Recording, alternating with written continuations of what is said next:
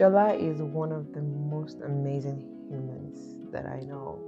And I know I say that about a lot of people, but seriously, I know amazing people, period. But yeah, Shola is one of the most amazing people. Like, it's so amazing. And you will get to find out why in this episode. It talks about being a house husband while running his businesses. It talks about his girls because he's a girl dad. It talks about his wife of 11 years. Say 11 or 15 years. 11 years or 15 years. And how he still has goosebumps for her up until now. It talks about the death of his sister and how it shifted things inside of him. It talks about music. Kendrick Lamar, Drake, and amazing music.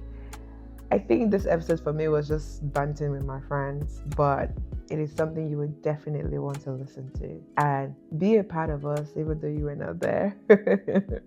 I hope you really enjoy this one. A lot of people don't know who you are. And people actually have a completely different perception of you because of the way you carry yourself. Because you don't carry yourself like the average masculine Nigerian Yoruba man. And I'm like, if you guys knew any idea who Shola is, it was funny to me because usually I would wear t-shirts and so that day the guy I said, yeah, these people I had to get close to you enough to know. Oh my God! This guy is not disguising with being just chilled. No, it's not. I like to just be. Yeah, I like that. Really, about you I like to just be. I don't mind work. I don't mind doing all of these things. Yeah. So I can be by myself and be cool, right? And I can also be the life of the party, you know. But whatever you bring is what you get. And I don't judge people. Like a lot of us are we're just.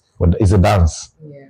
Oh, I'm this nasty person. It's a dance. Yeah. Most times, like, let them so that they perceive me this way. It's mostly a dance. Yeah, it is. You know. So most times I just laugh. And some people have been super nasty to me. We've been friends for years. Like they were nasty the first time we met. I just realized, like, this is not you. Maybe it's the way. No, it's not the way we met. You were just nasty to everybody that came then. Let me give you an example. Yeah. And I think it's something that I always remember every time.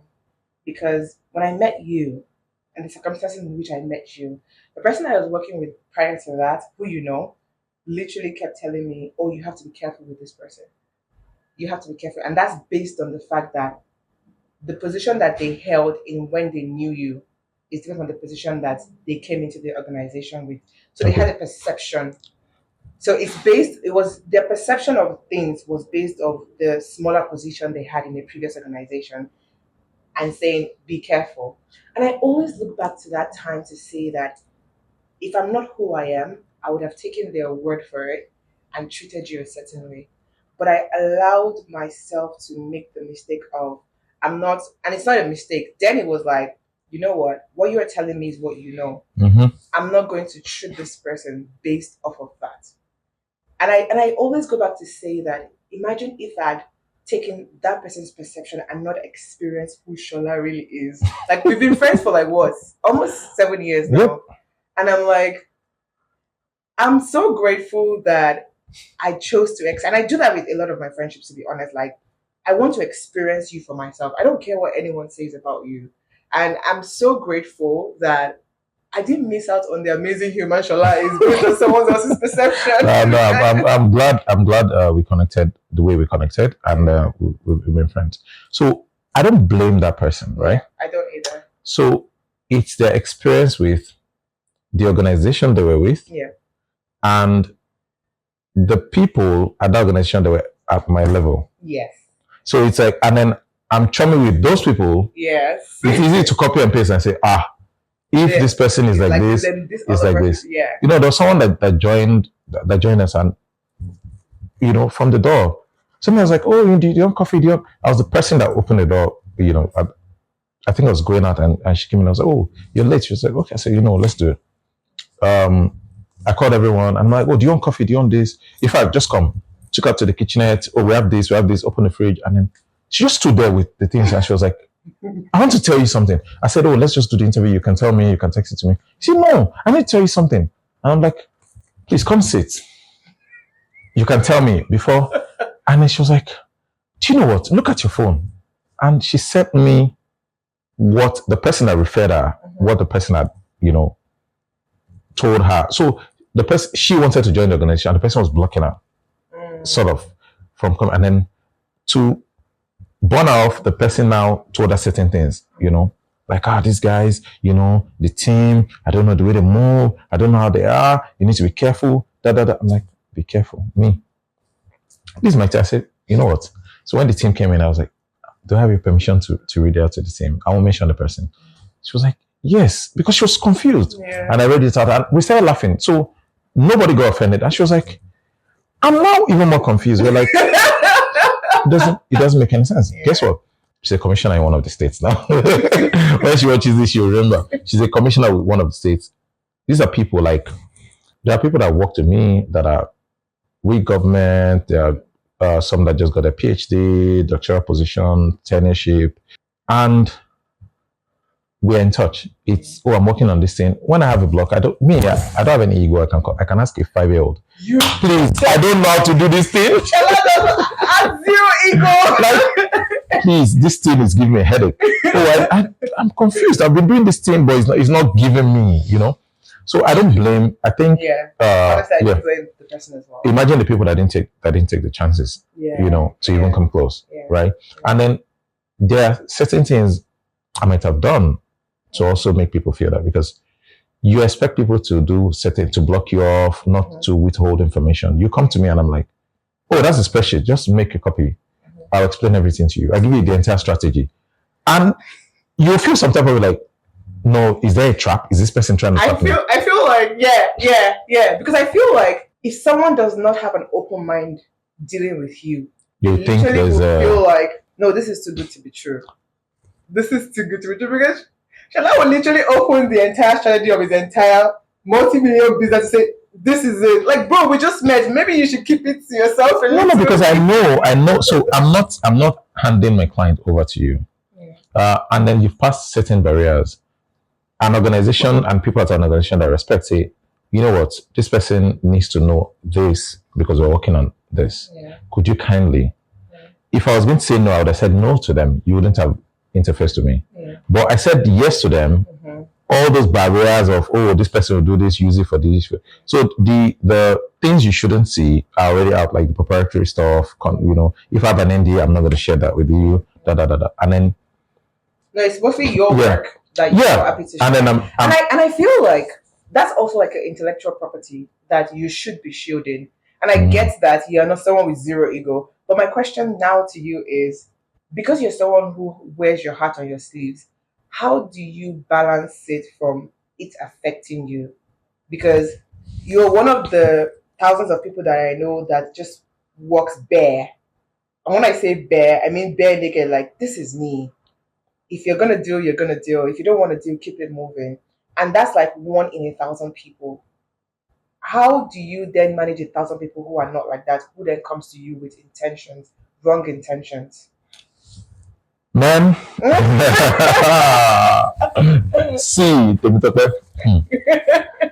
even in being open and giving, I have seen. Of course. I have lost. You would have seen too much. I have lost.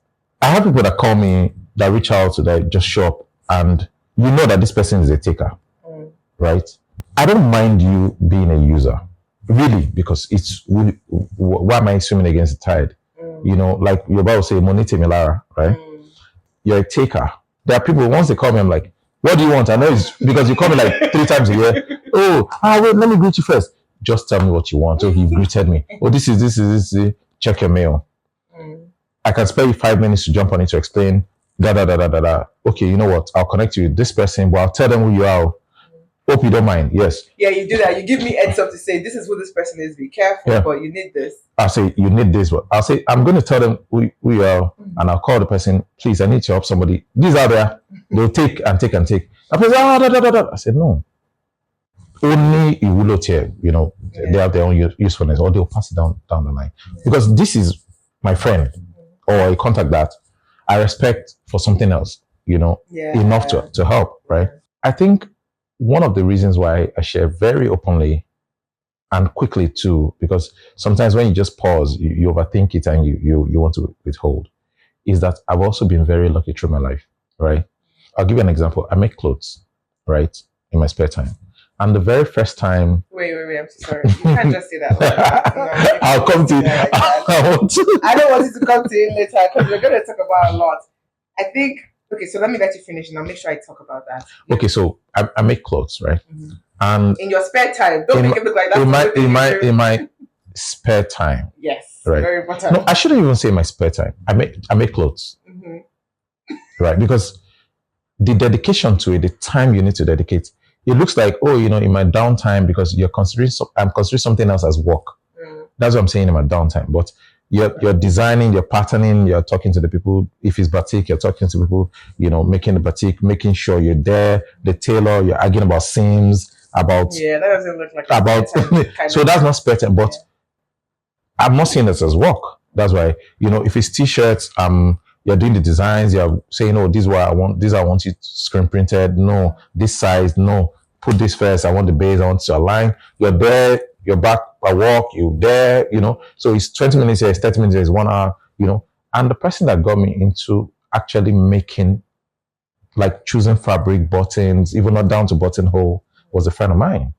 He would go to Aba and make clothes. Like he would come with Ghana must go of shirts. We're selling, like we'd sell, and in a week everything's gone.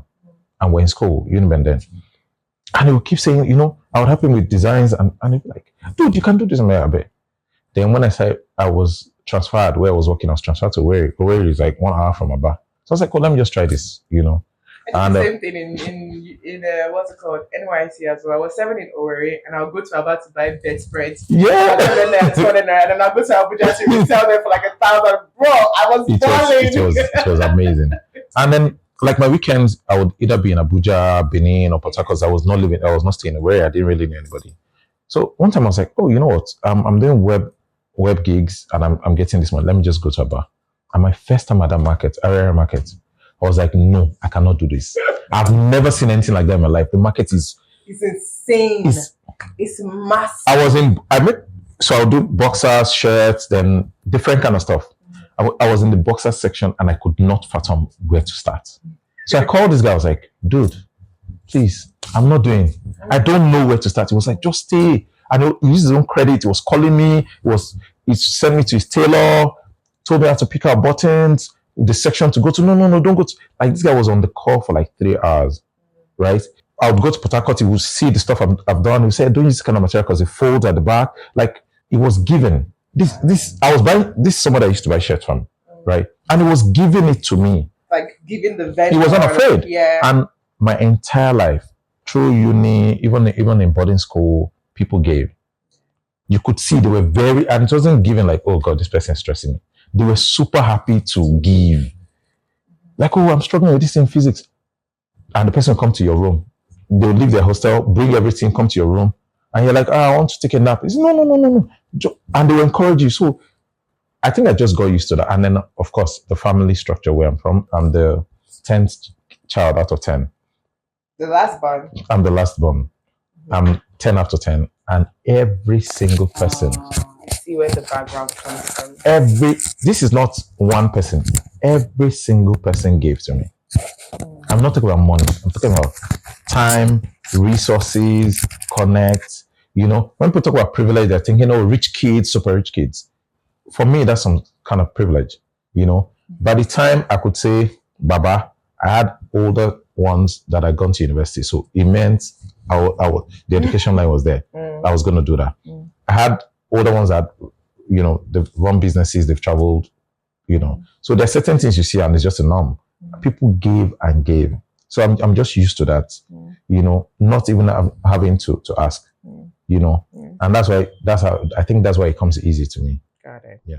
So when things go wrong, how do you feel when someone takes advantage of it?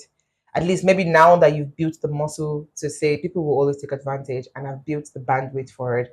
Maybe when it started to happen in a negative way, how did you feel and how did you navigate it to a point where you had to now begin to build the bandwidth for it and expecting it to happen? It's just that person being that person. Right. Sincerely. if I like you enough, I'd confront you about it. And even that confrontation is even it's soft, right? Yeah. I know someone that I gave a gig that came to me, like major gig, but I couldn't take it because it was in conflict with another client I was working with. And every time we met, between then and now, I'm paying for the food. I'm doing. One day I was like, "Come, even a bottle of water. You didn't even say thank you, or even, and you're still coming to take and take and take, right?" And I knew that person had done it to people within our circle. So, and I was like, you did this to this person. You did, like, where they would do stuff with you, and then either there's supposed to be like profit share or collaboration. You just take everything. That's not good. People are gonna lock you out, right? And the person said, "No, let me explain." It's not. I don't want the story. I'm just giving feedback because people won't necessarily confront you. Yeah. They will lock you out, and then those opportunities are gone. Careful, right? Yeah. And the person like, "Oh, I'll change." They didn't change, right? But I've gotten off my chest, and it's gone. It's gone. Yeah, like you're done with it. You're not building it in your heart or something. Yeah, our friends are like, "Why are you still rolling?" I'm like, "I'm not rolling. This person is my friend." Now I know they are like this. That part is not, that business is not going to happen again. But they're my friend for other reasons too. It's not just the business, right? Or they contact for other reasons, not just the business. Got it. So that's it. I feel like I have an answer to this, but I'm going to ask anyway. Do you feel like you built a life that reflects your truest self? Mostly. I think so too. Mostly. Think so too, yeah. There's a question I ask. I always feel weird saying my wife. I say my lover. That's so. I can't wait to get to that part of the question. That's one of my favorite parts. So I just randomly, maybe a text, I'll just say, "Are you happy?" You know, there are times I'm scared to ask it because, you know, I know that there might be things I've done that that are not making her happy at that point. I'm like, you know, so I just say, "Are you happy?" Is open-ended, but it's a litmus test. So I ask myself the same thing, right? But for me, even before I answer it, I'm like, "You are happy now? What are you not happy about?" I don't want much. Right. I've always been. It's not it's a Zen thing. I read a book. Yeah. I've never lacked. I've had love, like born into love and affection. I've had plenty. There's always been food to eat. I'm raised in the Yoruba way, and it's, if hunger leaves poverty, the poverty is gone, because everything else you can you know.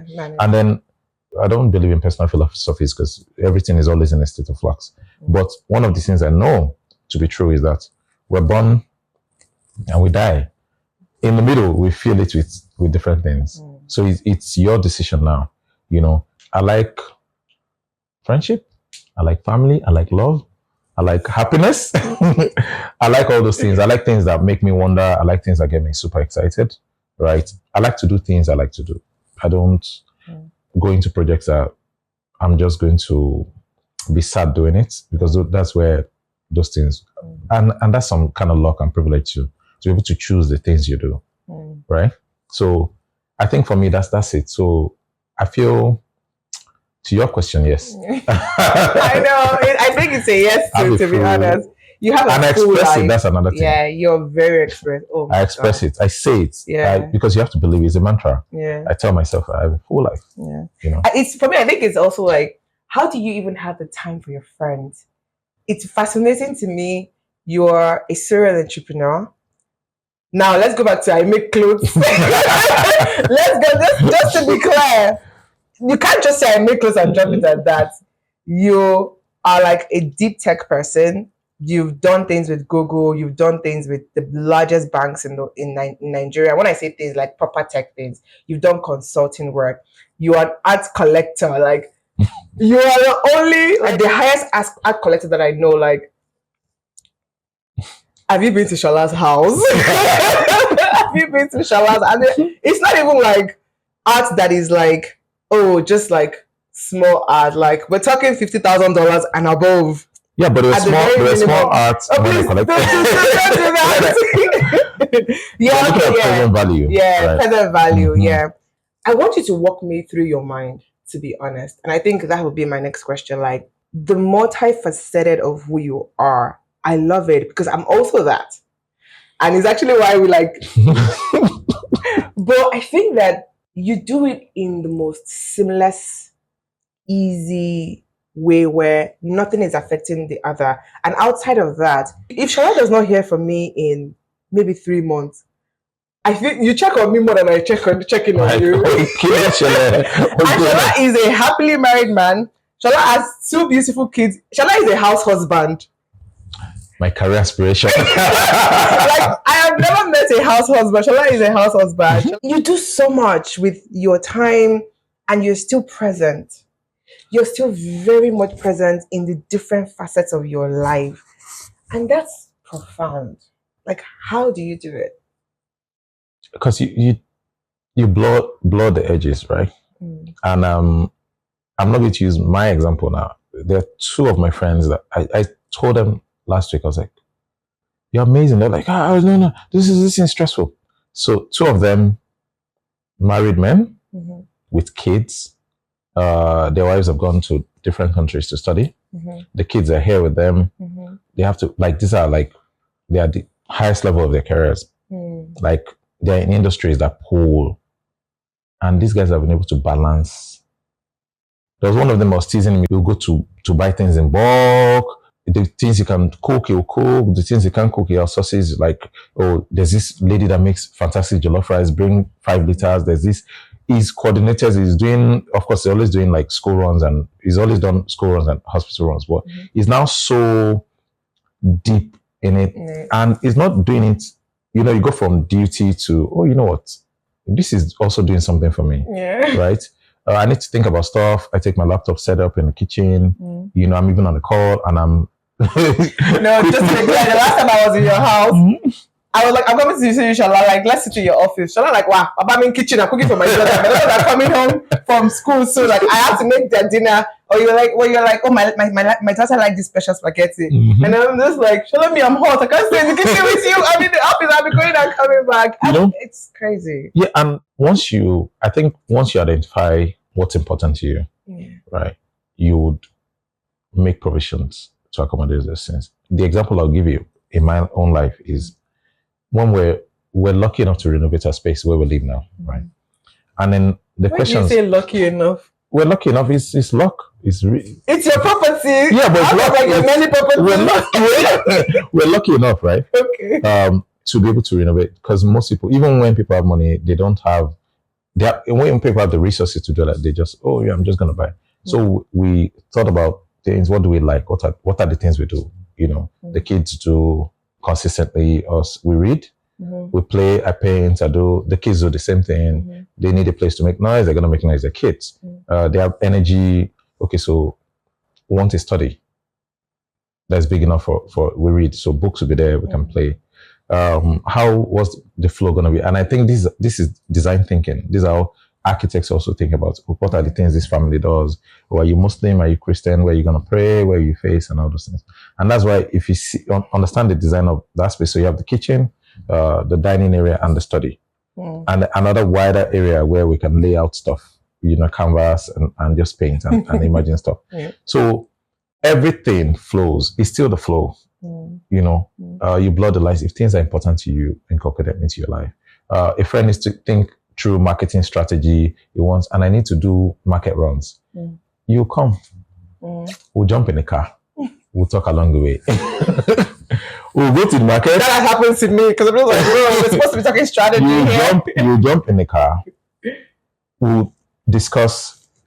I'm pricing the tatache, the tomato. We'll put in the car. We'll go back.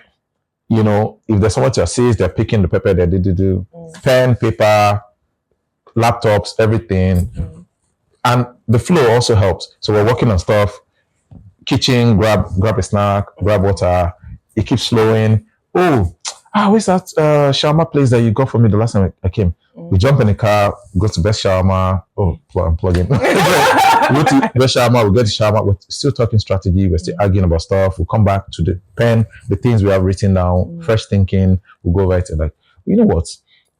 There's a friend of mine that is actually really, really, let me find out if it's available. You call, oh, I'm at home right now. Oh yeah, pack everything up, jump in the car, go, and the person explains it, helps us out, break everything down. Okay, do you know what? Let me go back to the office to go sing. I'm like, okay, good. Drop me back at my place.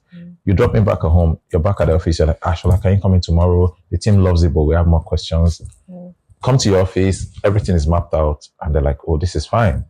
You know, I do that a lot with a lot of my friends are in like ad agencies and stuff, right? And especially for pitches and stuff, and we won the pitch. You know, it makes it, the process is very beneficial for me and very beneficial for the person.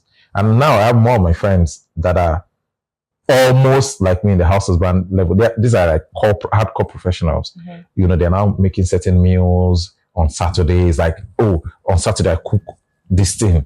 I'm the one that cooks for the house. I'm like, you manly man. I'm the one that does. Because you've been such a fantastic example to everyone. Yeah, but I think another luck. No, maybe not luck. What's that word I used before? Chance or No, well, luck. So I didn't want to do these things growing up. Like myself, say, oh, you know, I'm going to the salon, boil the meat, make sure it's this. You just put garlic, put this, and then you get used to it. Right. And then it's not a chore to you anymore. So it was like a last born thing. Do those things. No, last born thing is to let you run wild, right? I had a lot of freedom as a last born, as a last kid. But you see those things that go and iron my clothes. Because they're like, oh, my budget. You know, because my last born, I was not expected. I was just inferno, yeah. For the road. I was going for the road, right? So they're like, and everyone's just, you know, these same people doting on you, giving you stuff. This person will just say, Emma Bomoije, go and iron for me. Like, so you learn to iron. You're washing your clothes, and then your son comes and says, wash those shirts for me. No, you don't say no. Don't say no. And I think this is also important. The gap between us, you know, growing up, the minimum gap between any one of us is 2 years. So you had to. So the person speaking to me could be 8 years older than me, right? And they're like, and for Yoruba culture, respect is most shirts can go. This person that bought you mad Nikes the other day without you asking, you didn't even know, you know. And then they're like, I soaked some clothes. Help me change the water and resoak it. I can't wash it now. And I just get them like, and I wash it. I'm like, no, this one, buy me calcanis and stuff, right? You wash it in, you know, and then, so those things, they're nothing to you. So what happens when you have your own family? Yeah. Right. 2 questions I have is, number 1, you are wealthy enough to get at least 10 house managers. Am I? I'm broke. That's a lie. To get at least house managers, please go away. And maybe nannies and all of that. But you are just like, I want to be present. And it's not even from a place of physical chores or market runs or this and that. And for a Nigerian man, like, your wife is a very chilled babe as well. Like, she could be doing that, but you take it upon yourself. Or maybe you will be able to explain that. How are you still able to? Because there's also the difference where the roles are played in the way that has been structured. Like, the woman does all those things that you're doing, and the man goes out to make the money. So the man is richer, and, you know, the woman does like the homely things and all of that. But you're, in my opinion, playing the homely thing and still bagging wealth. I don't know if it's. I have an idea that it's first. There's a disclaimer. So we know. I feel that this season is separating the wealthy from the wealthy. So we're gonna. This Nigerian season is really. So I'm married to someone that makes all these things look easy, right? My wife is in the kitchen. There's whiskey. There's always whiskey. We're a whiskey family. The speaker is on. You walk in and she's making 4 different kinds of soup. Stew, because everybody has different tastes and different things. So she's made black soup. The ogbonna is for you. Help me turn it into the. Oh, you know what? The maid is doing, you know, turning stuff, because we make all our food. Even anytime we have maids and stuff, they don't cook for us. We make our food. So, and this person just makes everything look easy. She's made fish stew here. There's this. There's that. Oh my God, I need pots. I need this jollof rice. I promised this kid jollof rice, you know, and I'm going out. What you? How you this is your partner. Yeah. She's a professional, right? She's a sweet baby girl, right?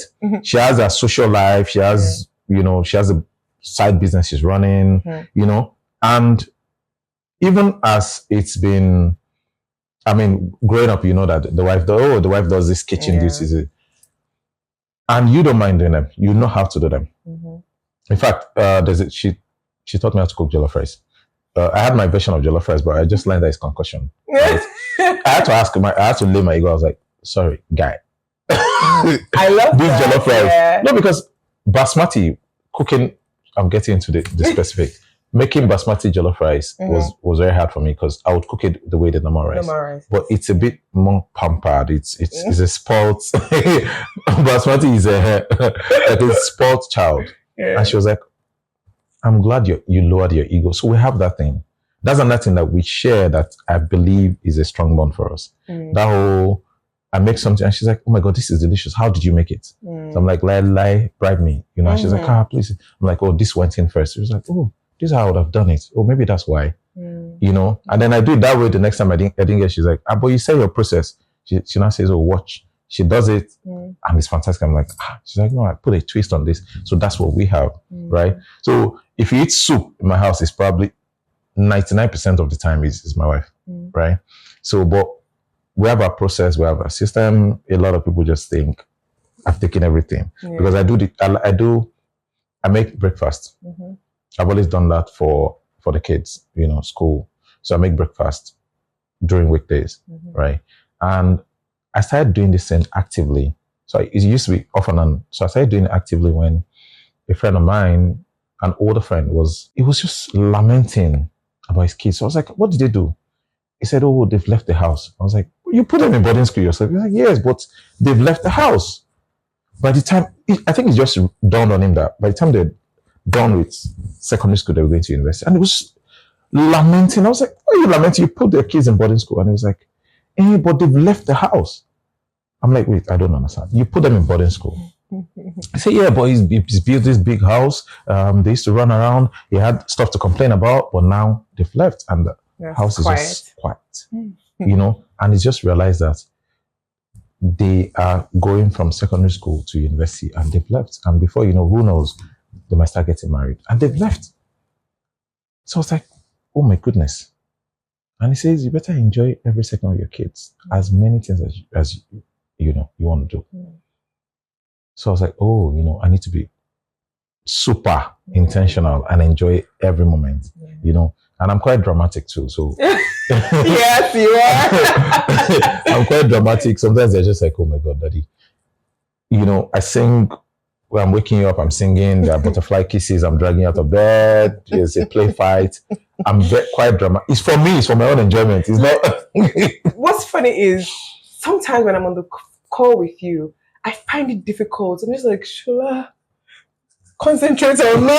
But I can't even say that because you're cooking. A lot of the times you're in the kitchen and your kids are there. You guys are talking. I'm like, oh my God. But I also respect it. Yeah, like that. Daddy, where are you talking to? Oh, this is your friend. Have I met the person? Like, what's going on? But I also like the fact that, remember that time that you were looking through like your children's personality types? Oh, and, yes. And I feel like, and there was something you spoke about swimming, how your children swim the stadium swimming pool and all of that. There was something that happened, I can't quite remember, but I'm just like, things are happening in the physical and tangibility of things, but you're actually seeing beyond what is happening in the physical of what is going on. Like you're understanding this child's personality type from this child's personality type. You are seeing that this is the way this child handles this and the way this child will handle the same thing, but in a different manner. And you're like honoring and respecting it. Like, I love talking to you about you being a father beyond the whole cooking and everything, because you were literally present to see all the tiny little nuances here and there with your separate children. So it's not this parenting matter. It's not by default. And like I was asking about because we had spoken about the personality product. So I was like, maybe you'd understand it. You know how we're going swimming. and you get to the pool, you're supposed to do some warm-ups and stuff before you even, go wash up and then get in the pool. And your child decides, I don't want to do this. It's not in the usual, daddy, I'm feeling some type of way. It's, I don't want to do this. Why? Because people are looking at me. What? People don't. And that's just an extreme. Like, are you okay? Is everything okay? I just don't want to do it. You can't go through life with, I just don't want to do it. So as a parent, you need to break your kids into, okay, there are days you won't feel like doing stuff, but it's duty, right? I'm like, okay, you know what? Just go home. But the other enjoyment thing you're supposed to do, after this, you're going to forfeit it. And the girl is like, I'm cool. That means it's deeper. Like, what? Are you okay? Did something happen to you? No. Okay, you know what? Because if you're here, I might, because don't forget that we are the sum total of our own trauma too. Childhood trauma, the way you're raised and stuff. My father didn't hate me. He usually would sought to understand us, right? Even we're not as complex as the kids now. And I'm just wondering, it's easy to think, is it just me? Am I not raising these kids well? And then I'm talking to her, I'm like, this child is, she's like, no, you pamper them. Why don't you do this? Sometimes I'm the one that is like, these kids are sport. And she's like, no, have you tried this? Or, something happened with her. Maybe that's what I'm like, because it's easy to react and just punish the kid. Right?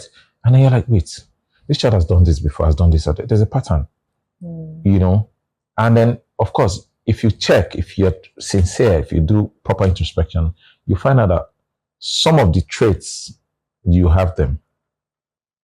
And you're not dealing with them, so you're lashing out. Yeah. Some of the traits you have them, you're like, oh my, she fake me. And then when you talk later, they might not offer anything, they might offer something, they might say, hey, daddy, I was feeling this way. Or just like, I just didn't feel like doing it. Or the thing they were not supposed to, I just felt like doing it. Like, how do I deal with this long term? Because there's the real life. There's, daddy can pamper me, there's mommy can pamper me. But there's the real life. Yeah. And then there's growing up. And then there's, if I allow this thing to fester, if you keep doing this thing, it might become a character trait. And you're stuck. Yeah. And then you'll be shaping for your parents. So may I ask a lot of questions. I reach out to my friends, I might not mention the child or the particular, I'm like, see. Then I run my wife, I'm like, guy, see what happens. Don't tell her, but see what happened. What do you think? The first reaction might be, this child, no. And did you punish her? Did you get her to do this? Did you get her to this? Or another time the reaction might be, guy, have you forgotten this happened? It could be this, right? Or you know what? Let's investigate. So it's tough. I wish there was a copy and paste a program. Just execute. With kids, nah. I wanted to ask you. We've covered this entire thing without even asking. But I also wanted to ask you, what are the shame and failure that you've had to deal with as a man, and how did you navigate it? I feel like that's a hard question to ask you because you're just enjoying life. No, but I know that you did, but it's always in context of. Yeah. There's always a context. Is shame failure as a parent, shame failure. My kid, the older kid is in boarding school. They had a dinner recently, and then we had the father dance thing. So we're on stage with other parents, and then she was like, are you still running Converge, which is my company? Your tech company. Or are you with a did you get a position? Did you take a role? She just asked me. So I was like, what? She's like, I'm just wondering what you're doing now. What have you been up to? Tell me. Right there on stage. While you were dancing. My daughter is shy. She didn't want to go on stage. I had to talk to her, to say, I want to have fun because I wrote a certification exam the night before and I passed. So I wanted to ball. I was a guest, but I wanted to just party, I felt good. And on stage, I was covering her, from the entire room, because I know she spoke props.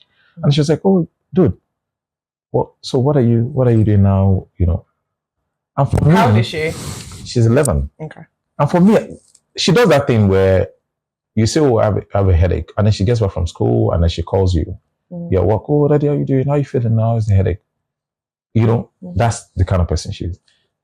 And at that point, I was like, there are a lot of things we've been doing right.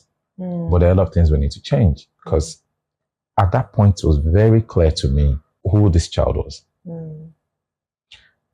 But if you ask me 1-2 weeks before, it was very clear to me who the child was.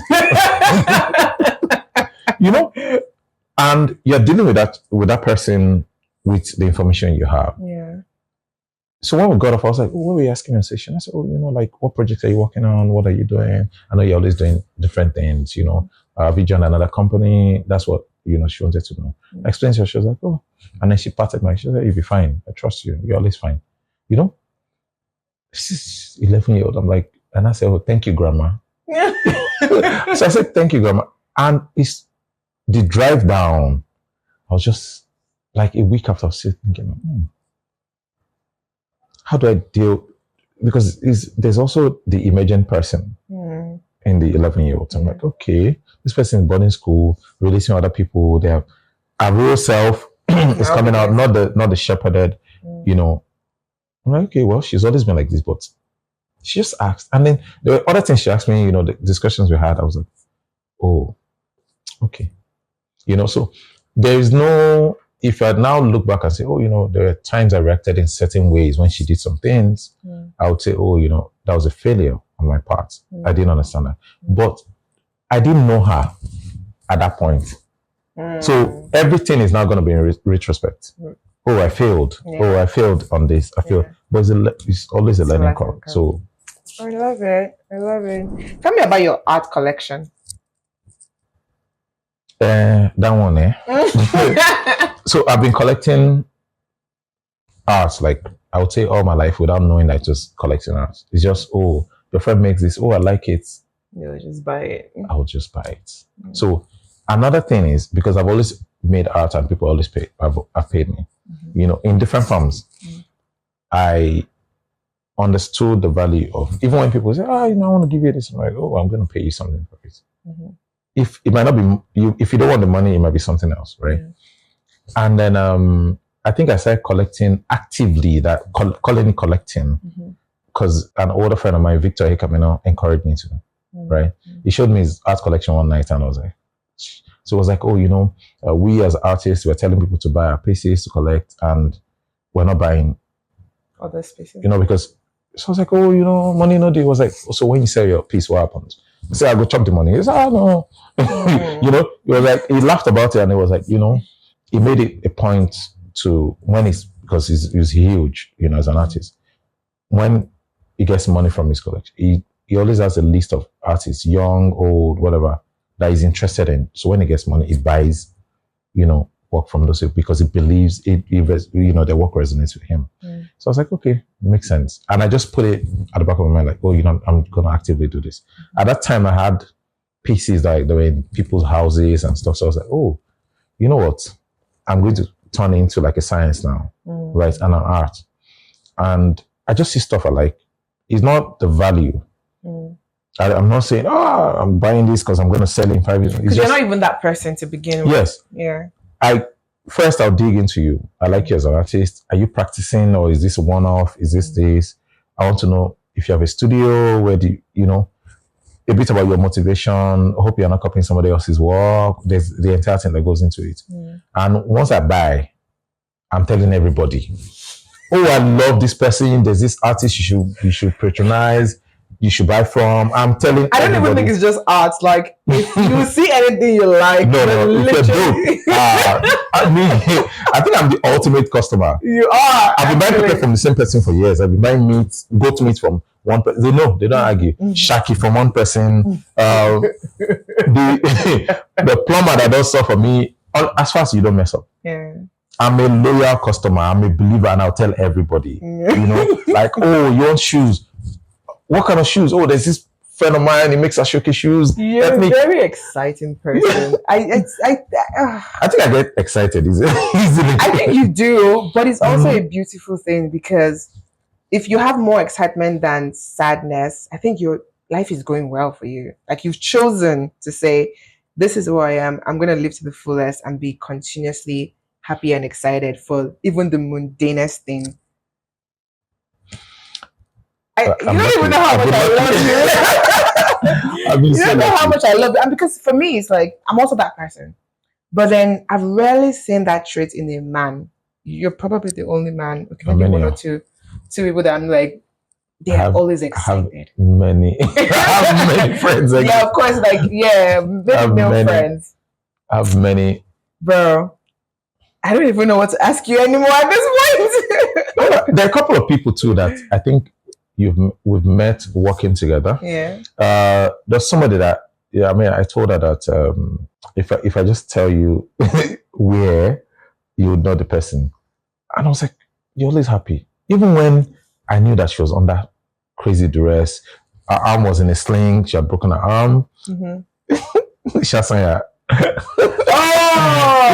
Oh! She's good, people. Like, she's always smiling. Even when she's not smiling, you can feel it radiates. And there's this calm about her where she's just like, and that's even on an individual level. That's one person. I know a ton of people like that. But there was a family I met. So a friend had invited me to a cookout thing for a birthday in Ikoyi. Some cuisine, culinary stuff you cook and stuff. There were these sisters with their brother. And see, those guys don't need anybody else. Their world on their own. Oh my God, they were these kids, these guys. I said kids, they're my age. They were happy. Like, the relationship between them and everything was amazing. So I had to ask my friend, I was like, who are these people? How were they raised and everything? And then she was like, I'll show you. I'll show me videos of them with their dad and their mom.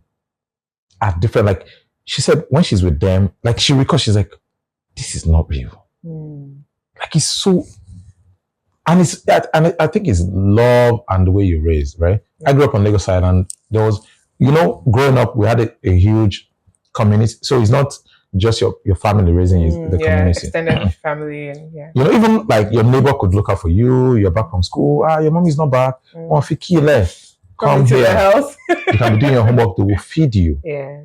There was trust. There was the entire community. There were people looking out for you. And then, like I said, I was very lucky. I had 9 people giving. I've not spoken about cousins. I've not spoken about the extended family. So I had strong people to look up to. I wake up singing. I wake up from sleep singing a song. Even on like terrible days, there's always a way to rationalize stuff, right? Because that's where I'm from. Yeah. And then for many of us, another thing is we don't take stock of things we've achieved. I'll give you an example. At the time when we're renovating our property to move in, I was helping a friend renovate, our library and stuff. So I was supervising that. I was doing, post-COVID, I just lost my sister. So I was just throwing myself into work. I was doing that. I was doing consulting gigs. It was just work, because I was just, and when with projects, there's a start, there's an end. When these projects were done, I was just like, what's next? Now you have to face the reality. So my wife was like, I was complaining. I was just like, oh, I need to do that. And she was like, I'm taking you out. So I was like, what's the case? She said, no, that you've not celebrated. I was like, she said, you've not taken stock of what you just achieved. So I was like, what do you mean? She was like, you just take it like it's another project. You've moved on. Like, you don't pause to take stock. So my wife is very deep. This quiet type. So I'm a last child. She's a first from my mom, and when you're raised that way, you're like first, all the body. So, and she's super quiet, introspective, intelligent, those kind. And you don't mess with first kids. And of course, we last one, we're like running around in the crazy, making noise, doing this, breaking things, putting things where they're not supposed to be. And she's like, oh, I'm taking you out to dinner, man, right? So I was like, okay. She's like, you don't celebrate, you don't take stock of proper milestones in your life. You just move from one project to the other. It's not, that's why you're feeling this way. So I was like, oh my God. Oh, wise one. And it made sense to me. Like, we don't stop. For many of us, we've risen above our station. Way above our station. Where we are now, we can maintain that lifestyle, but we always want more. So when is it enough? somebody goes up in the hood. They don't have a place to sleep in their house. Is the bench outside the building, no food. This person has employed plenty, a lot of people. They have properties. They have a place for their kids to rest. They're feeding people. They're even helping other people. But of course, you always have that fear, like, what if I go back to zero? I don't want that life anymore. And you just, and it consumes you. You don't even get to enjoy. But you have You don't take stock. You've risen way above your station, right? You're okay. You're fine. You're doing well. You've sealed the future for you, for your kids, and all that. But you're still always in a state of panic. Right? Is that very accustomed to men, or is it general? Because I just interviewed someone recently who also feels that way. Like there's always that fear of everything could go away. I think it's our environment. Right.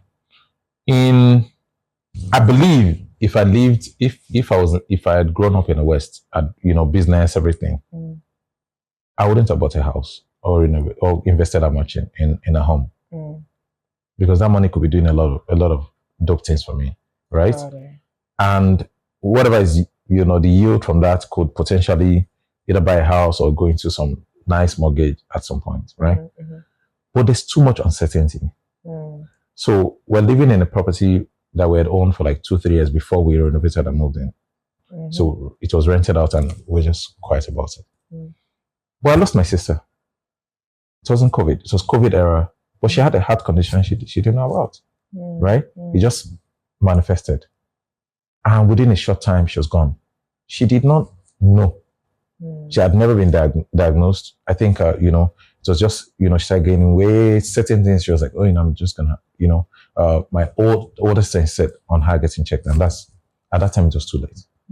So it changed everything. And it was, for me, that was the closest person to me in the family. Right, immediate older sister, my love, those kind of things. And I believe that Raphael would live forever. That kind of dynamic, you think I'm a hustler? You don't know. Raphael, like, this was the person, like, if I have doubts, she'd be like, Olushola, is you now. That's how it was. She's like, Olushola, kilo man share, go and do it. And what if it fails? And then it fails. You say, what if it fails? Then it fails. And she was gone. Like, that's why I was like, shit. I have a family. What if it was me? There's certain things that are not in place because you think you'll live forever. Me, I don't have any fear of death. I don't have. But what happened to my sister blinded, it came like, from a blind spot. Because while I don't have any fear of death and I've made my peace with it, I've never really thought about people I love dying. It's a different concept in itself. It's pain I would never wish on. It's an eventuality. It's either you go before them or they go, right? But it's not nice. With my dad, when he died, it was old man, da da da da da. Yes, it tugs at your heart. But this person is 2 years older than me. We're still talking which day. I was at the hospital a day before. Certain things. So you're like, no, this person is gone. And so you just realize, wait. So it's not really about my lack of fear of death. I'm going to go now. Let's put some things in place. Let's do certain things, right? Let's do, So sometimes you just take stock and you realize, I have enough. And then, of course, there's also the sense of duty. It helps you align on everything. For me, it's duty. Sometimes there are many things I don't want to do. Sometimes I don't want to wake up and go and make pancakes. I'm tired. Like, I want to sleep. But it's duty. That 5 o'clock alarm goes, we're Muslims, so we get up to pray and then the kids. And then you have to get up.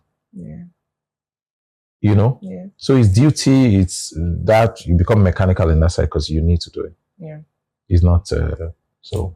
Or what's your faith like these days compared to what it used to be? What has been a result of that change or the difference?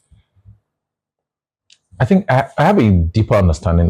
It's expected, of course, as you age, right? You know what you like, what you don't like, and then as per faith, it becomes a bit more stable. Is it all those doubts, or you're going to have questions sometimes, but it's not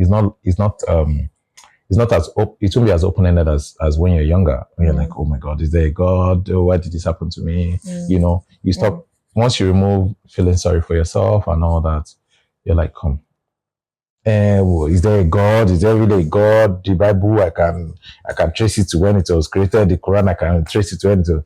You'll be like, this serves a purpose in my life, right? There's the Quran, there's the Hadith, there's the history of it, there's the culture behind the religion, and you're at peace with it. For me, I think the way Islam was introduced to me from, growing up, and the community, the society at that time where I grew up. So I was born on Lagos Island. I grew up on Lagos Island. Lagos Island had every tribe you can imagine, and many people across Africa grew up on Lagos, like families, Ghanaians, people from Ivory Coast. So you see, even just being Muslims, you see the Senegalese Muslims, their own practice and different worship style was different as well. So you just, maybe we didn't understand it, we didn't understand, oh, this was Ahmadiyya, this is Tijaniya, this is, it's just like, oh, this is how these guys, they're Muslims too. They pray 5 times daily, but there's certain other things they do. It's just what they do. It's how they approach Islam. So it wasn't from a judgmental, it was just acceptance. Because you are just introduced, you like, oh, the Mubarak, oh, this is what they do. These guys from the north, this is how they do their own stuff. It's just cultural. So just to be clear, it's that because my context of faith is Christianity, and it's like, is it God or is it culture? Because a lot of culture nuances has been put into religion and has been made as the sacrosanct thing. So there's that blurry line of, is it really God, or is it a cultural thing? It's God, really. No. I'm not saying there is no God, but then I feel like for Africans, for Nigeria, it's like a lot of the way that we've been taught about God has been really centered around culture. I don't think that is it. Okay. So there's God and there's religion. So it's like the pathway, right? Yeah. Every religion can be traced to where it emerges, like Got it. There's an origin story, right? You can't mostly divorce all these things from culture, right? Because it's like tech apps. You have all these products. Okay, there's a acceptance, right? There's a market fit. Then you scale. Think about it now. Yeah. Then you scale. There's Christianity started years after Christ, right? So you have AD, before Christ, all of after it, Christ, after Christ. Way after, like organized religion is different from what they had. Oh, there's the faith. Even the faith, the shade of the faith, the entire DNA of each of our faiths.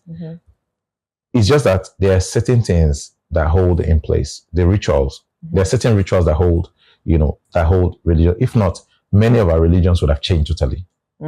People would have added Iran. But there are certain things that are certain rituals. Like if you look at the Catholics, they do their altar calls and stuff and all. Islam, we pray 5 times daily. Read the Hadith serves a purpose. Is like a documentation of the stories of the Prophet, and the Quran is different, which is that was revealed. So there are certain things that are ritualistic that hold the faith in place. So no matter how dynamic the culture within it, culture is the dynamic element. Got it. The ritual holds the religion in place, right? Okay. So it's still God. It's just the pathway to it. Got it. There's so many things. There was a time they're going to create an all-female mosque in Lagos here, right? There was one time there was a pastor that was doing Islam and Christianity. Oh yeah, that's good. I like that. No, it wasn't even Islam. It was Chrislam Herb. It was quite popular at the time. Yes. Chrislam Herb. Yes, no. That's fascinating. I like that. Yeah, it was on the TV and stuff and all that. And he had people that it resonated with. He had a congregation. So it's crystal herb, you know. And if you check, I don't want to say stuff that I don't have, like the celestial movements, right? You have Christianity, and then you have the Yoruba tradition, and then you have the culture. The Yoruba culture has always absorbed stuff. It makes space for, it's very lenient. And that's why if you see like the slaves that they were taken to Brazil and all those places, that's why the culture survived, because it's open-minded sometimes. Yes, it's very open. It's a very sophisticated compared to culture. like maybe the north or something. No, the Yoruba culture is one of the most sophisticated in the world. From lexicon to everything, right? You have Oshun, Oshun worshippers, you know, Ifa divinity and all that across the ocean, right? It's preserved because it blended with what it meant. And then when other cultures come interface with it, absorbs, it allows it. Right. You know, so you have Christianity come, and then that's how, you know, someone explained to me how the celestial movement came. Okay, you have Christianity, and it's still God, no?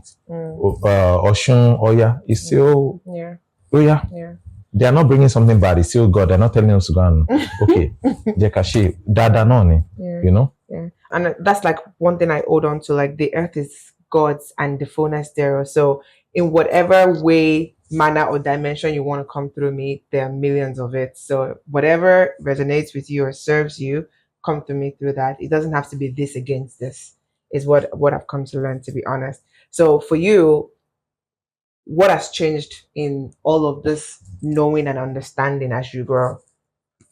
I think I mostly remained the same person over, you know, all my life, and I'll explain. So God for me, and I love Islam.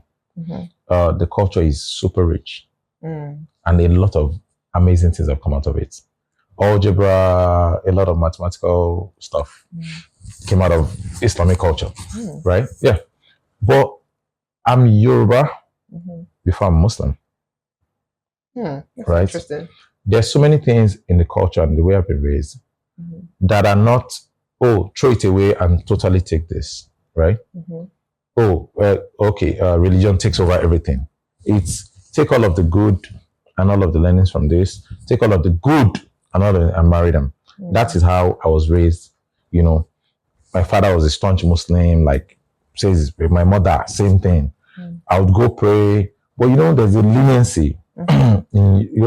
It's only your household that you see Christian, Muslim, and the siblings. You know, he's still God. For long, not long way. That's what you're gonna hear. So for me, religion and God has always been like the Mac operating system. It's not in your way. You have the operating system. You're running different apps, Photoshop, Figma, You're running that.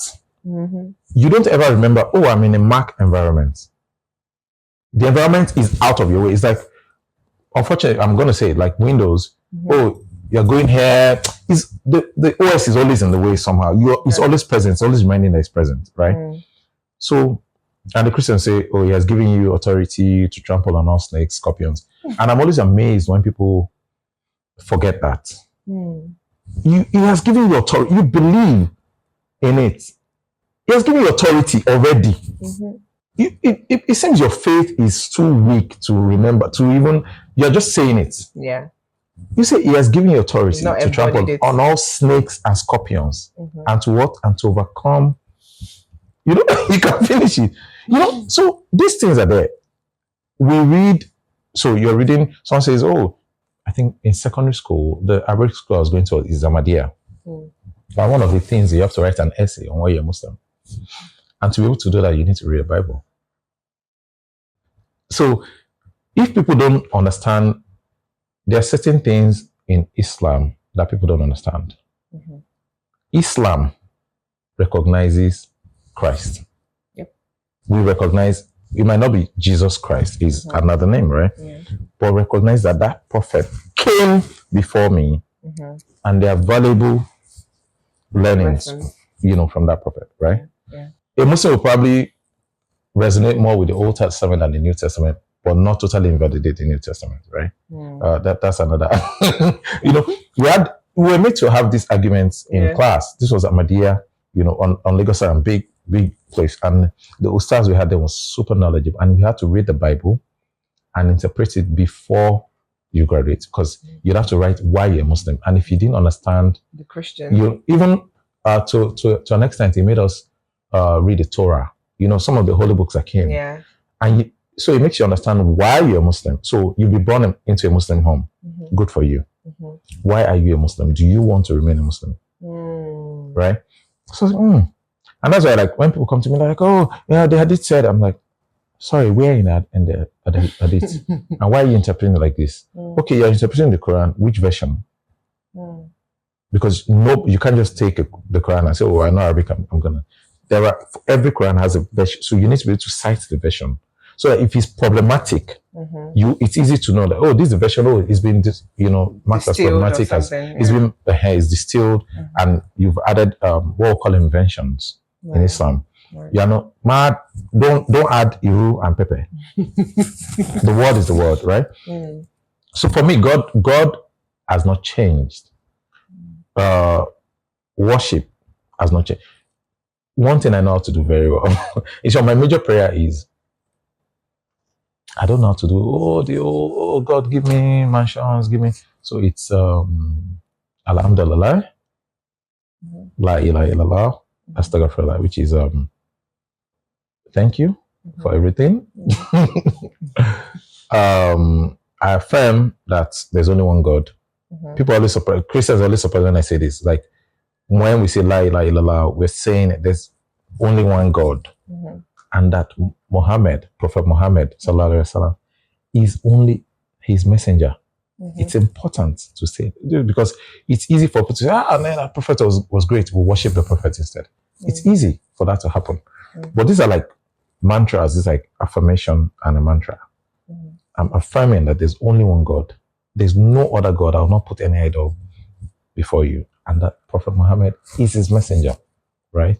And then Astaghfirullah is, forgive me, the ones I know and the ones I don't know. Yeah. So that's my major prayer. That's, if you ask my wife, she say, that's the only thing you know how to. That's the only prayer. And for me, it covers everything in my life, right? It's affirming that God is one. Thank you for every single thing, right? And Baba, I'm sorry, I like it. If you could sum up your love story, because you have one of the most amazing love stories that I know of. No, I'm a puppy for her. I know, you still are. Like, how many years have you guys been married now? 14 years next year. I was going to say 14 or 15 years. 14 next year. 14 in March. Are you having goosebumps talking about your Oh my goodness, you cut it. 15 years later, still a puppy. 14 in March. 14 in March. No, that's another level. Like, if you could sum up your love story with your wife, what would it be? So I think it's easy for me because of the person she is. Right? Luck again. All my life. Okay. It's easy because of who she is, really. Right? I've always been contented, and I was raised with love. So all my life I was not chasing love, validation. So there were spaces in my life that I was not dating. I'm just like, I beg, I don't want. Like I was not actively not dating. I'm just like, I don't want to, I was introduced to this person by a friend, and then I met her, and I don't know why, because before her, I told my mom that I was not going to get married. Right? I said, marriage is not for me. I don't believe in it. And she was like, lie. No, it's not. And then she prayed, she prayed about it. She fasted. I was like, no. Let me explain it to you. I like kids. I'm going to have kids. And I'm sure there are women that are going to be like me that want kids. And this is what I'm going to do.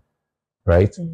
Find a woman that wants kids but doesn't want to get married, and we'll be fine. What I want to do is travel the world, make art, make fantastic things. I like to make stuff, crazy products. She was like, that's totally different. Who enjoy the money? I said, the child I'm going to. She was like, out of wedlock. And then I met this person, and the first thing I say to her, I think the first time we met physically, we had been chatting and stuff.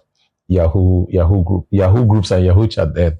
So a friend had introduced us, and the first thing I said to her was, "Oh, I'm going to marry you on your birthday," and she was like, lie you, because then I was dating somebody else. She was dating somebody else. She knew my story. She knew all my. At that point, I was dating, and so we knew each other, and we trade war stories, from my relationship, Right. And when my relationship was not going anywhere, and then hers, I was like, guy, let's do this. And she was like, lie you. I know your story, You've forgotten I'm the one that you gist everything. And I'm like, but that's why, and then we ended up dating. So I knew 2 years before we dated. So then we dated 2 years. So I knew 4 years before proposal. Got it. So we're friends for like 2 years plus, and then we dated for 2 years plus, and then we're married. So I think that the friendship, the dating era, and then who she is herself. You're totally smitten. You're like, this person, this person's just like, oh, I have a law degree. Oh, I want to go do this. And they just go do it. I'm like, okay. So but that's a you too. Yeah, that's a me too. But it's also, like I was telling some of my friends, like, for some of us, if we're not married, some things we've achieved we wouldn't have, because you just be comfortable. And if we're not, so not that if we're not married to the people we're married to, got it, that push us, there are certain things. So the position I left in August, where I was working, I could have just, if I wasn't married to this person, if I was married to a very chill person that's just not pushing, or if I wasn't married, I would have just probably grabbed my bag and gone around the world, just chilling, right? So everything I'm doing now is like, oh, this person too. Like I'm trying to impress this person. That's one. I'm always trying to impress her. 14 years later, you're still trying to impress her. There are a lot of things I do is just to impress her. Is she looking? Oh, it's so did Amina notice? Did Amina notice? Did she notice? Like I'm trying to impress her. Even left me out. I'll be in t-shirts and shorts and Crocs, right? But even dressing up properly is okay. I don't want to embarrass this person, right? So it comes back to duty, affection, love, and then being a bit infatuated with this person. It's important. That you need a little bit of crazy. love alone will not carry. Of course. Just some infatuation. Everything just looks good. Everything feels good. It's just the way she talks, the way she walks. Even when you're pissed, you're just like, this person pissed me off. This is a special kind of piss. Like nobody else will piss me off. Nobody else gets to me. Good guy. Because nobody can get to me. Yeah, really. Yeah. You can't get to me. I'll just look at you. But this person gets to you. You're like, I'm so mad. And then another thing, I think it was when we were dating, that the way we take stock. Like, so when the beef is done, you're like, guy, I wasn't happy you did this to me. No, you're the one that. And then you just be like, okay. I did a bit of this. You take stock of what has happened, no matter how long it takes, right? It's very important, right? And I was very sure she was the right person. I don't know why I'm even saying the right person. It's not like I had anybody else. I knew that. And I'm telling you, if it didn't work with this person, I'd have gone back to my plan A. No marriage. I'm serious. Like I wasn't sold. I have siblings, right? And I've seen older siblings. I know things they've gone through in their marriage. So I think the point of reference I have is like a few of my siblings that have beautiful marriages, and my father, who had four wives, but the kind of person he was, and then he's even the kind of women he was with and the kind of kids they gave birth to, having a core where you have kids with different women and the values are almost the same across. How did you manage that? So maybe marriage can work.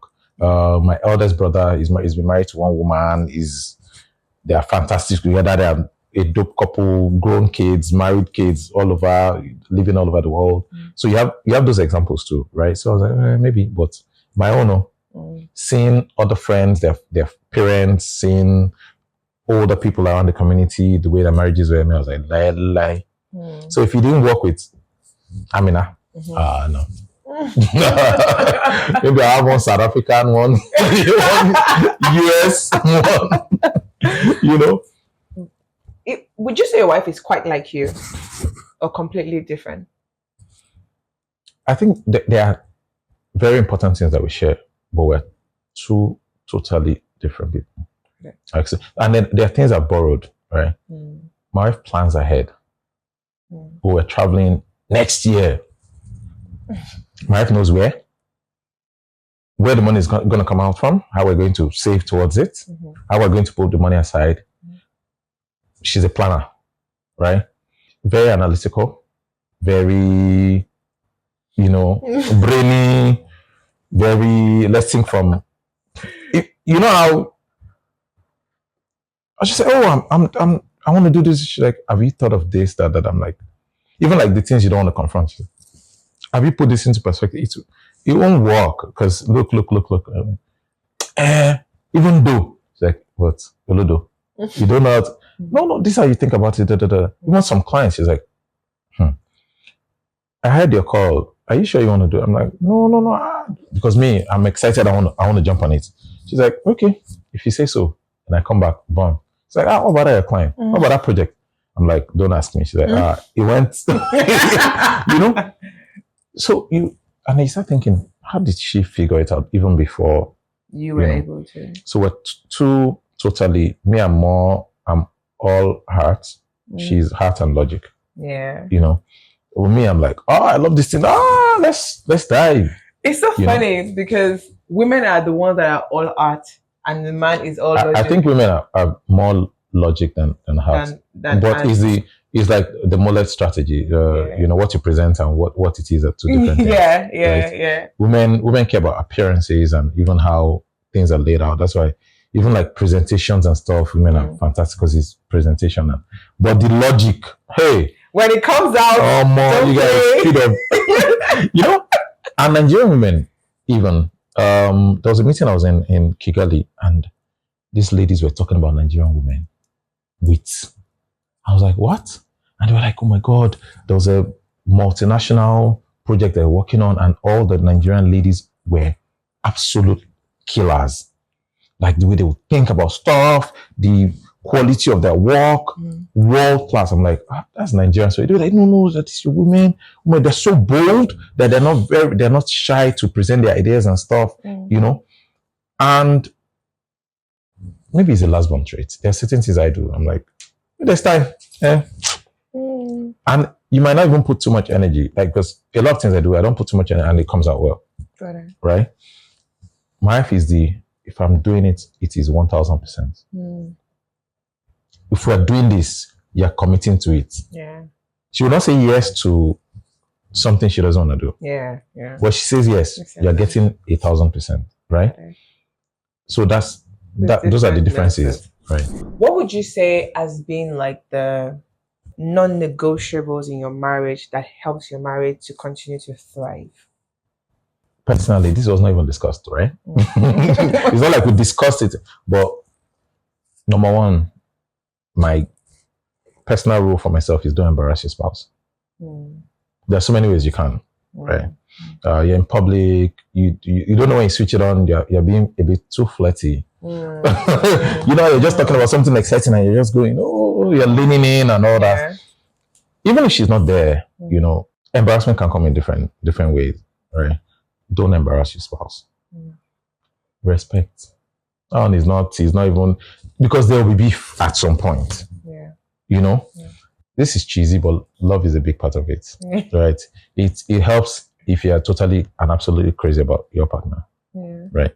No matter the madness that catches you, or the flu, the virus that wants to sway you, the breeze that wants to blow you, it helps to be absolutely bonkers about your partner, right? Find a reason. It can be anything. It can be the way she wears her shoes. Just find a reason and anchor. Because one of my biggest fears getting married was, oh my God, I'm supposed to love this person for the rest of my life. Am I going to love her? Am I going to be totally crazy about her? What if, and I think a lot of men, my friends are like, oh, he has not proposed, we've been dating for 3 years. I'm like, do you realize the horror that we go through in letting go of our freedom? what we see as our freedom. Got it. Understood. The young guy he jumps in his car. He wants to go and eat in Ikoyi today. He's coming back. His friend says, "Oh, stop by Oniru." He stays there. He sleeps there 2 days. He's not going home. That is gone. It's not even about them chasing skirts together or going to do some shady stuff. No, it's just that freedom to be whatever, and then you're going to give it up. There's that moment of panic. So I used to shoot weddings a lot at some point, and every time when you're left as the photographer with the groom, the kind of questions they would ask you would know that these people are panicking. Is that they drink, or when they're if they're sober, they ask you to. You can tell that this thing I'm doing, is it the right thing? Meanwhile, you don't have proposed. So there are certain things that I feel help. So I won't give you a recipe to say, oh, this will surely work. Right. I mean, for you. Yeah. I mean, for me, it helps that, number one, I've taken it. I've always known, my brothers told me, older friends have told me, take marriage as duty, is work. Love will take you 3-4 weeks after the wedding day.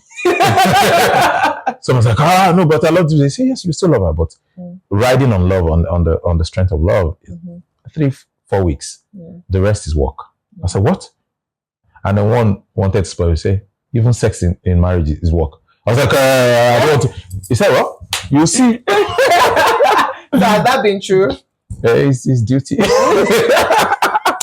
No, I mean, it's you keep it fun. Consistently, you find new ways, even old ways, of making it fun. I mean, you're crazy about this person. This person is pure electric. It's, electric. And so it's magical. It's still, you're always in the age of wonder, right? But there are times that your body not be say you want, you go on social media now and say, if you don't want it, yes. But this person, 2-3 days, she wants it.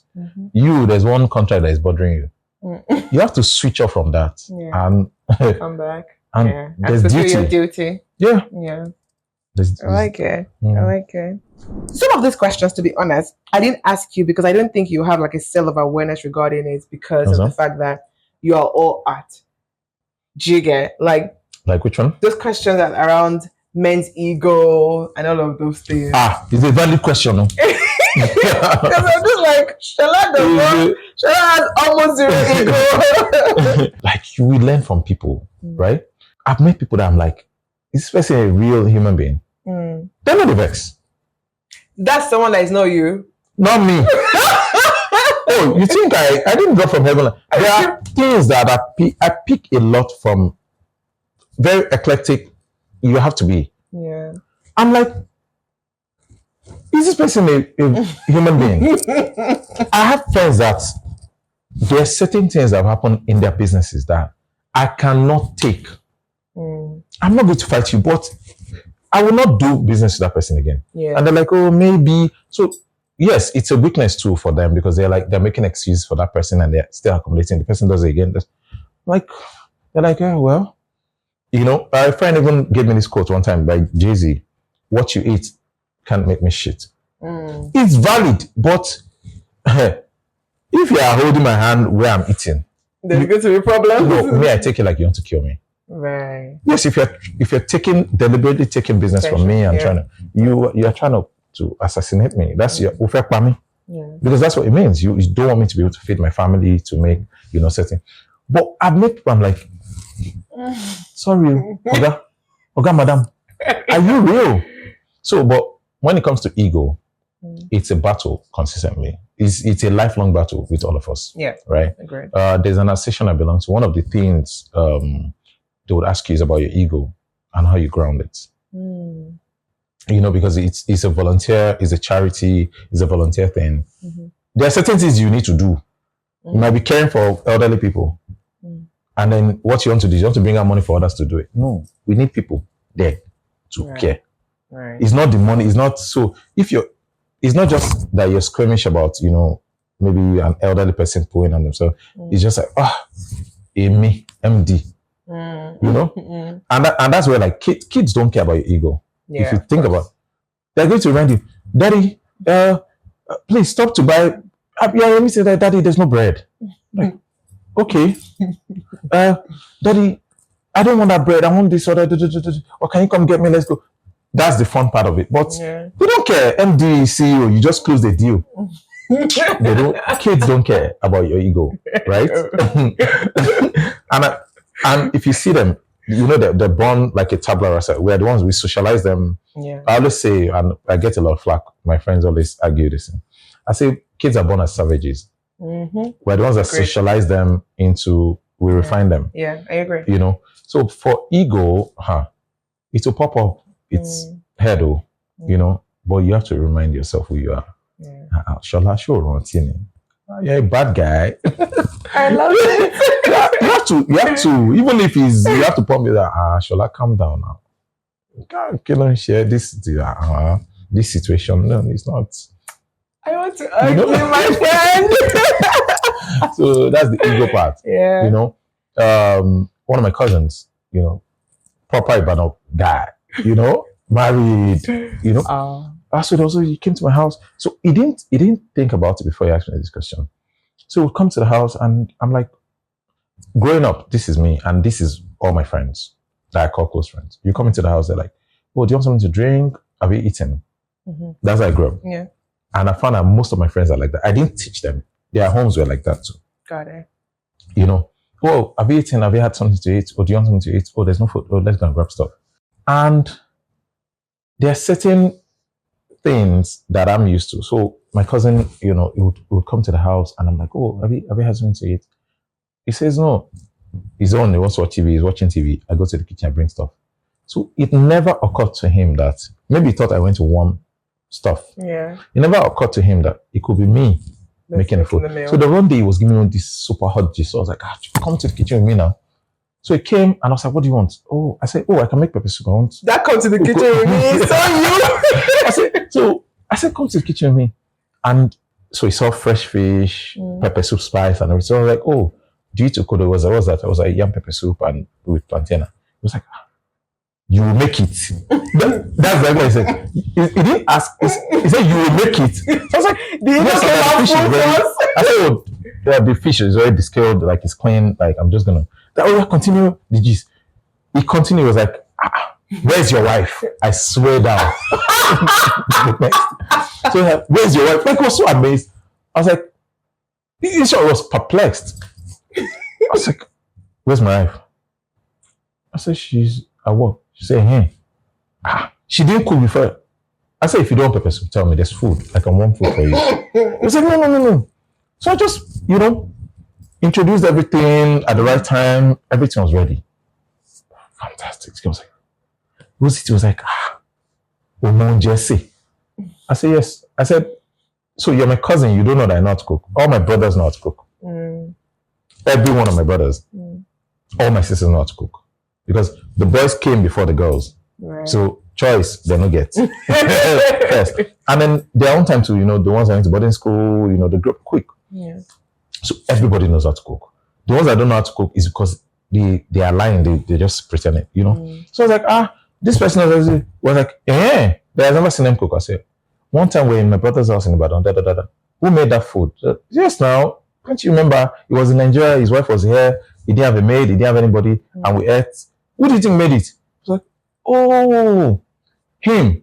No cooking skills, nothing. You know what my cousin did? Yeah. When he got back to Ibadan, he called me, he was like, he wants to surprise his wife. I was like, okay. He said, so he was like, he wants to cook fried rice. I said, start. So he now made noodles, right? Right. Boiled eggs. So he wanted carrots in it and all those things. So he didn't know how to, and he did that. And from that point, so his wife came. So the problem was that she didn't want to eat the food. She was like, what's going on? Like she was scared. This is somebody he had dated for like 10 years, you know, from like secondary school before they married.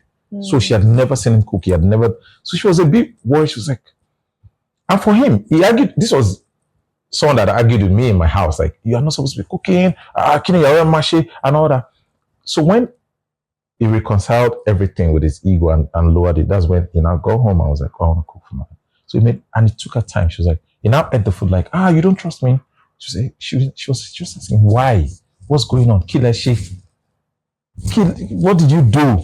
You know? And after that, he picked it up. And he would just cook certain things. He would mess some things up. He would do some things right. He would do. So and that's just one thing, ego. It comes out in business too. It comes out. There's so many things you need to just reconcile and say, okay, this is not about me. It's about the situation at hand. This is not about me. It's about the deal. It's even like losing the job. They're like, oh, we need to do what's right for the business. Yeah. So we need to, it can easily be, oh, why me? Don't center yourself. Yeah. I think the first thing is, okay, báwo ma ṣe jẹun? Báwo ma ṣe jẹun? Ṣé mo ní gbèsè? Yeah. Those kind of things. For me, it's always, oh, action. What's next? What are we doing? Okay, this is the situation. Okay, what's next? It helps with the ego. Yeah. It's going to pop up. It's not like it's not going to pop up. That's it. That's so good. Do you get therapy or coach or guided or mentored? Anyway, Okay, moving on. do we do therapy? No. I'm answering like, so we have other. So for speaking about therapy, everybody that can get a professional should get. I'm not joking. There are so many things we don't reconcile. We put in boxes and just sell. There's so many things, right?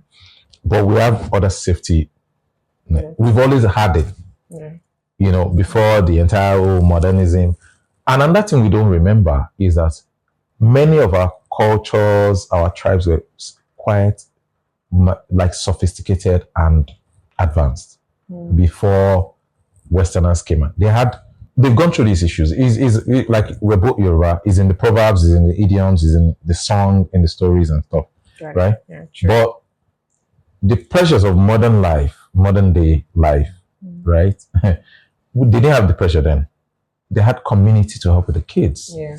They had it's about to rain. Something as simple as somebody will help you pack your clothes. That consideration was there. Yeah. Even the way we lived, would travel for big Salah, you travel for Christmas. Those things have different. There's a documentary on Netflix I was watching about I think is it blue zones or blue zones where people live the longest in the world. Yeah. And much of the factor is community, right? Activity, community, people that care for you, that are checking on you. So you can decide to be single. Old age, you have neighbors that can check on you, cousins, people that are not even related to you that can check on you. So I'll say everybody that can get therapy, the pressure we're going through with modern day living, it's insane. For the strongest people too, you don't even know when there's a crack in your armor and then something slips in. So I personally recommend therapy. And even if the issues are not like presenting themselves or anything, everybody should take stock of where they are. Like, okay. Even the way you react to certain things, you're like, why did I do that? Right? I think the time Love and I decided, oh, you know what, no caning of the kids. And you realize that if something happened at work and the child did something, the way you reacted and even the intensity of the reaction, if you take it back, you realize that it's not about what this child did. It's the sum of every frustration that happened. So therapy, 1000% recommend. And then anyone that is saying, oh, there's nothing preventing for me to go to therapy, please take stock. The pressure is insane. Even our own aspirations are putting us in those places. Please think properly before you join startup culture. Bro! Think. When I say I'm retired from tech startup, think. I don't even know how you're still doing it with the many things you're doing. But I think that I think that people have different capacities and bandwidth. And I think that people should really take stock of what is my capacity truly, what is my bandwidth truly. And I think it goes back to that time that I said that the person who, when I met you, said, do not do this with this person. That was their capacity at that time. I'm sure they would have grown beyond that.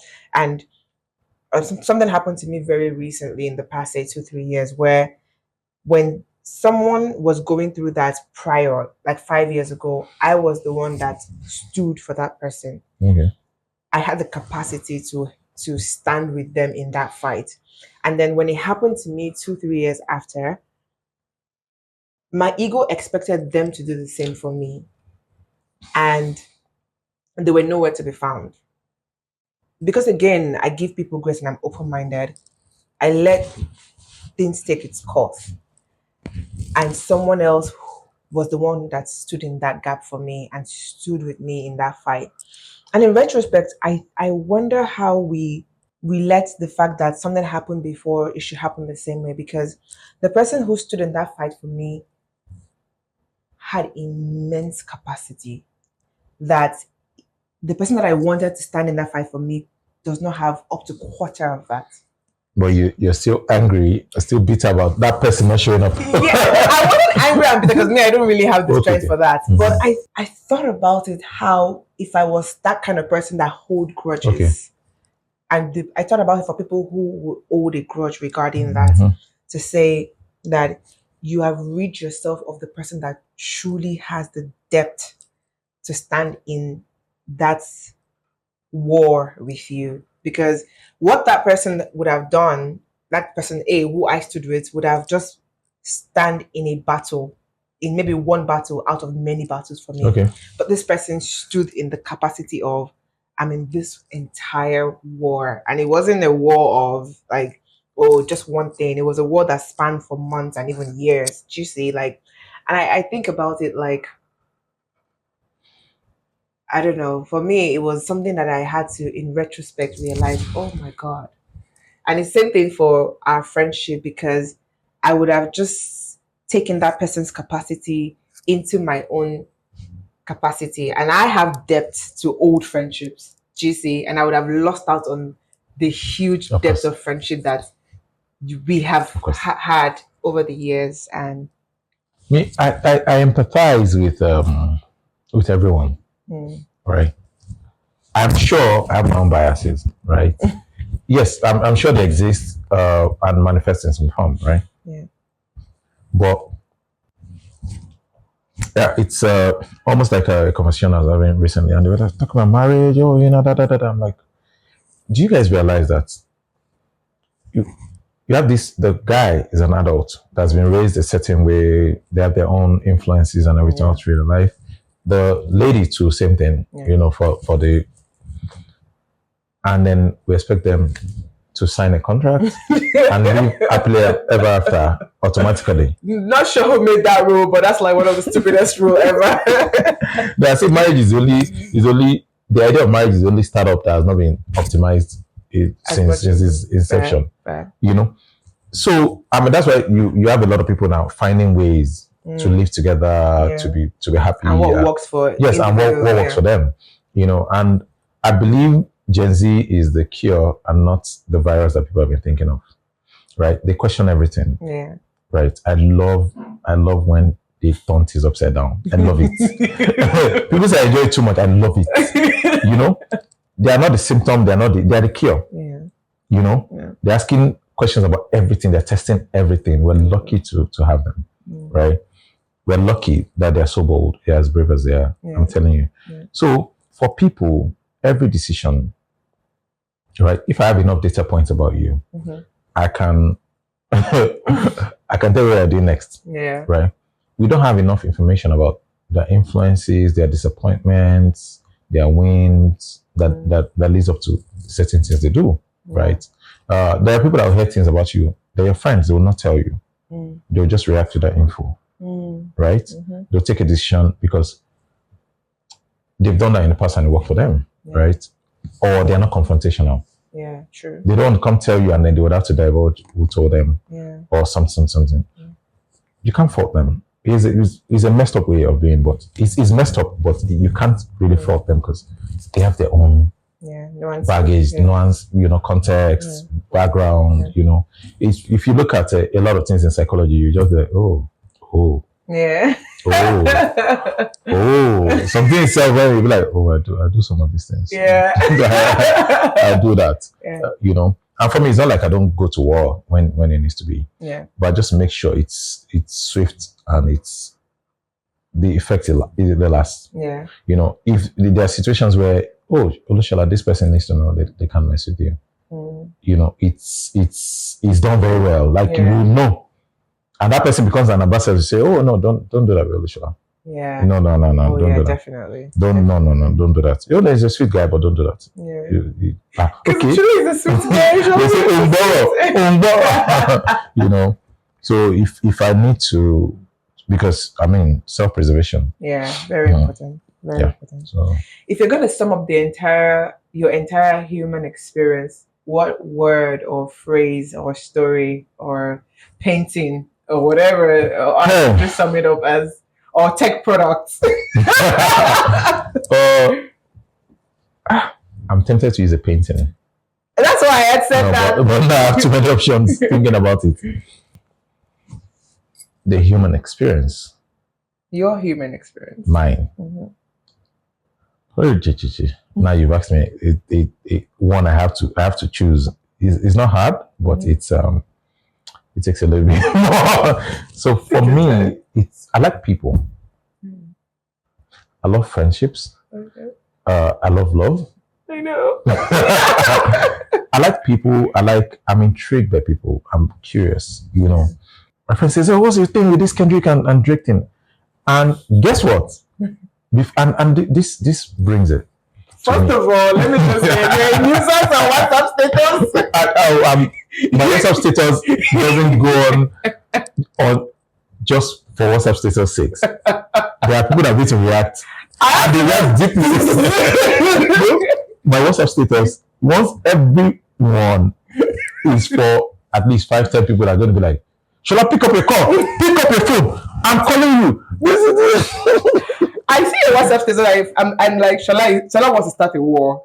Shala wants to. There are people that they're not picking. We need to discuss this thing. This does not make sense. So for me, when the entire Kendrick beef started, right? So I'm so intrigued by humans. So the next things, even like the next set of things I'm doing, what I'm studying and giving my energy to is around. So I've always liked economics and psychology, but now I'm looking at behavioral economics because now the conversation is about the fact that economic models and all those things are not enough because a lot of things are changing quickly. The world is changing. A lot of things are changing. And then psychology on its own is almost just like a PhD thesis. Is not you've not applied it to real industries, to people, to situations and stuff. Got it. Right? You've studied people, you've put it there, but you've not tested it. So behavioral economics marries economics and psychology, elements of psychology. I'm studying stuff around product design. Why do people, what are the nudges you put in a product and all those kind of things? It reveals a lot. So when the whole Drake and Kendrick thing was happening, the first song that Kendrick put out, I told my friends, this guy is dangerous. I was like, where? I said, you're fighting somebody and you're telling them, oh, don't take the next step. And these are your possible next steps. And if you do this, I'll react this way. And then it will make you do this, and I'm going to do this. But because you're not very bright, you are going to do 2, 3, 4, and 5, and I will obliterate you, and it will ruin your career. But the very first song where I'm advising, I'm saying, you're spiraling, you're insecure, you're suspecting everybody, you're doing this, then I prep you. So it was psychological warfare. Yeah, it was. No, but what now bust my head is that he mentioned, at the beginning, is like, this is what will happen. And for me, the new move, yesterday I was like, the new move Drake made, I don't think he's had time, and that's why you need to take stock. You need to let all the noisemakers go. Please just leave me. You see that mansion that is, that's just, a testament to your ego and all those. Oh, I've arrived. Leave it. Go to some resort by the river where nobody knows you, and sit, and then ask yourself, walk back what that guy did. He's always thinking forward. Oh, reaction. Walk it back and say, wait, what does he have that you don't know on me that I don't know that he can predict? He could predict this, right?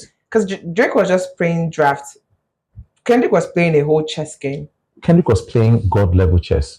He was taking his soul. Yeah. No, and it's not even this battle.